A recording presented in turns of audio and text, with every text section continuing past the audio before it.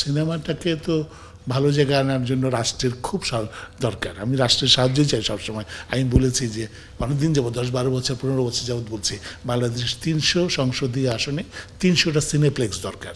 এই কথাটা বলছি, এই কথাটা এখনও কানে যাচ্ছে না মানুষের, কিন্তু এটা যাওয়া উচিত দ্রুত, এটা তাড়াতাড়ি রিসিভ করা উচিত, তাই না? অনেক জায়গায় মানুষ চলে যাচ্ছে না, মানে একটা মানুষ সাহায্য করতে যাচ্ছে, এই যে 500-700 মডেল মসজিদ হয়ে গেছে, তো এই 300 সিনেপ্লেক্স হচ্ছে না কেন?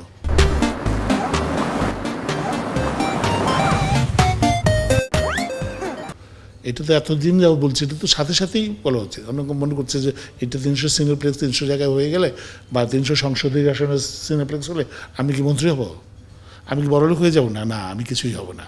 আমি শুধু দাবিটা তুলেছি দেশটা সিনেমার দেশ হোক। তাহলে যে বললেন দেশটা সুন্দর হবে, তখন চিৎকার চেঁচামেচি করে কেউ কথা বলবে না, তখন ভদ্রভাবে কথা বলবে। যে জাতির শিল্প সংস্কৃতি থাকে না সেই জাতি কিন্তু অসভ্য বর্বরিতর হয়ে যায়। হ্যাঁ, এই আমার চাওয়া রাষ্ট্রের কাছে সিনেমার উন্নয়নে শিল্পীদেরকে সহযোগিতা করা হোক, শিল্পীদেরকে দেশের মানে শ্রেষ্ঠ নাগরিক হিসেবে মর্যাদা দেওয়া হোক, শিল্পীরা যেন বলতে পারে যে সম্মানিত একটা পেশায় চাকরি করে, তাই না?